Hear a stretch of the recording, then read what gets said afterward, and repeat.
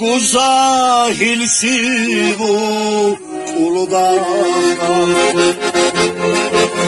Tol iskilul bağrabu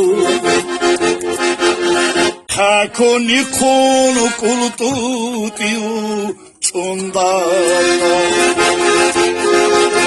Hausavi layatirei Kakte tutimu çarusa Ritun kaçeyin sacumal Dirmu huduri akulusti Nausavi layatirei Duri tutimu çarusa Ritun kaçeyin sacumal Dirnu duri akulsın Dirnu duri akulsın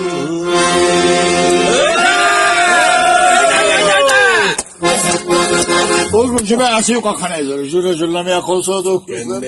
Gıdıklar güzel tükeyimiydi.